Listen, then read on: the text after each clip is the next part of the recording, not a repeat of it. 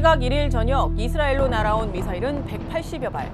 텔아비브와 예루살렘, 북부 항구 도시 하이파까지 사실상 이스라엘 전역이 공습 대상이었습니다. 이란 혁명수비대는 성명에서 이스라엘 공격으로 숨진 하마스 지도자 하니예와 헤즈볼라 지도자 하산 나스랄라 등에 대한 보복이었다며 자신들의 공격임을 확인했습니다.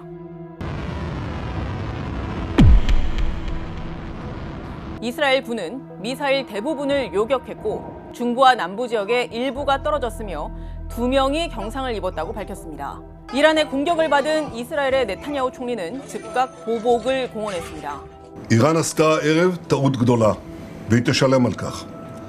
מי שתוקף אותנו, אנחנו תוקפים אותו. 일각에선 이란의 이번 공격이 오히려 이스라엘에 보복 명분을 줬다는 점에서 네타냐후 총리가 내심 반기고 있을 거라는 분석도 나오고 있는데 그 배경은 무엇일까요?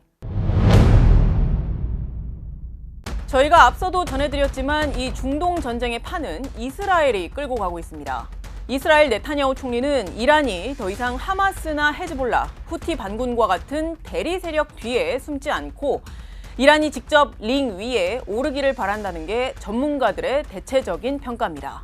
이스라엘이 원하는 거는 직접 이란과 한판 붙고 싶은 게 지금 이스라엘의 입장인데 이스라엘은 앞으로도 대리 세력과의 전쟁을 통해서 국력을 소진을 하고 싶은 마음이 없는 거죠. I think Israel will try its best to get Iran in the ring or at least diminish Iranians' power in the coming few weeks.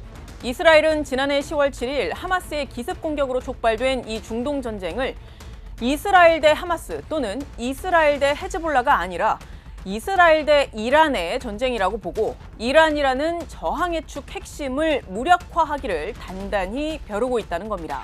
이런 상황에서 이란의 이스라엘 본토 공격은 당연히 이스라엘 네타냐후 총리에게 이란 보복 공격의 빌미를 건넨 것이고 네타냐후 총리로선 이를 계기로 더더욱 이란과 직접談판에 나서려 할 수 있다는 분석이 나옵니다.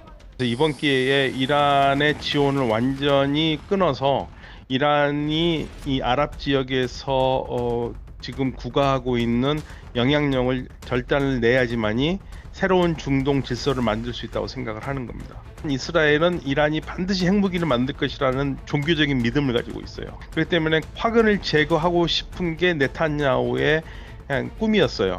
2018년에 폭스뉴스하고 인터뷰에서 이스라엘을 위협하는 3가지 요소를 얘기를 할 때 그 3가지가 이란이라고 그랬거든요. 물론 이란 정권도 이스라엘 네타냐후 총리가 자신들을 링 위에 끌어들이려고 계속 도발 중이라는 사실을 잘 알고 있습니다.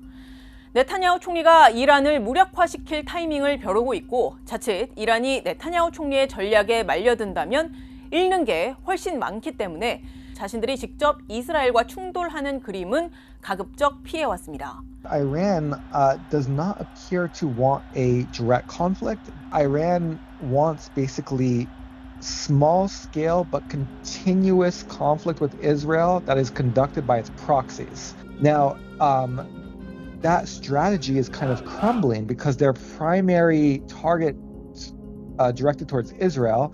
비록 이란이 지난 4월에 사상 처음으로 자신들이 직접 이스라엘 본토를 공격하는 일이 있었고 또 10월 들어 다시 본토 공격에 나선 상황이기는 하지만 이란 정권으로선 자신들의 최적의 전략, 즉 대리 세력 뒤에서 갈등을 추구하는 전략을 포기하고 싶지 않을 거라는 게 전문가들의 분석입니다.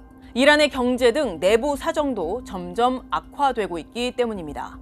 There is a big opposition towards Iranian current regime inside Iran itself. Iranian people are living in a very bad situation. They have lots of problems, economic problems. Their income is very, very low. They have a lot of internal conflicts. There's a number of different armed groups that are targeting the government. There's a protest that broke out, a year and a half ago. And economically, the country is suffering quite a bit from the sanctions as well as just general economic mismanagement.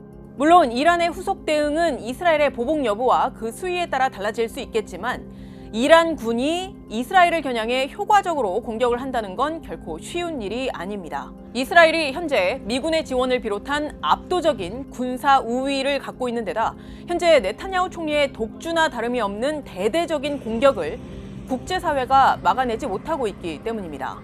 즉 이란으로선 이스라엘을 설령 효과적으로 공격을 한다고 해도 그 몇 배 이상의 잔혹한 보복을 감내해야 하는 상황인 겁니다. 이란이 이스라엘에 때릴 수 있는 수단이라는 게 미사일밖에 없어요. 공군기가 가서 때릴 수가 있는 것도 아니고 최첨단 방공망도 지금 제대로 준비가 돼 있지 않고, 그래서 만약에 이란이 이스라엘을 맞대응하기로 마음을 먹었다면 적어도 러시아로부터 받기로 한 Su-35 이게 들어와야지만이 가능한 얘기예요. 이란을 방문하고 있던 러시아 총리가 있는데 러시아와 교감이 있었지 않았을까라는 생각을 해요. 그렇지 않고서는 공격을 하기가 쉽진 않았을 것이라고 봅니다. 게다가 이란으로선 민생과 경제를 살리기 위해선 자신들을 옥죄고 있는 경제 제재를 풀어야 하는데, 이스라엘과 서로 직접적인 공세 수위를 높이고 있는 상황은 이 경제 제재를 푸는데 전혀 도움이 되지 않습니다. 오히려 제재를 풀려면 미국 등 서방과의 과거 이른바 이란 핵 합의의 협상 재개, 즉 미국 등 서방과 대화를 해야 하는데, 이스라엘과 전쟁이 격화되는 것은 그 대화의 시기를 늦추는 건 물론이고 자칫 그 대화의 동력 자체를 잃게 만들 수도 있기 때문입니다. 최근 유엔 총회에 나서서 서방과의 대화 가능성을 시사한 페제시키안 이란 대통령이 대표적인 온건파인데, 전쟁이 격화된다면 이런 온건파 대신 이란 혁명수비대와 같은 강경파가 내부적으로 더욱 힘을 더 갖게 될 개연성이 높고, 그렇게 되면 중동 정세의 불안정성도 더 커질 수 있습니다. If the hardliners gain an upper hand in Iranian domestic politics, then too we might see a more direct Iranian response.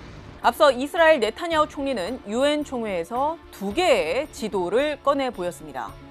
하나는 이른바 축복이라고 명명한 인도에서 아라비안 반도, 특히 아랍에미리트와 사우디아라비아를 거쳐 유럽으로 이어지는 무역 통로를 그린 지도이고, 다른 하나는 이른바 저주라고 이름 붙인 이란과 레바논, 시리아, 이라크 등이 검게 칠해진 지도였는데, 두 지도 모두 팔레스타인 영토인 서한 지구와 가자 지구를 이스라엘의 영토로 표기했습니다.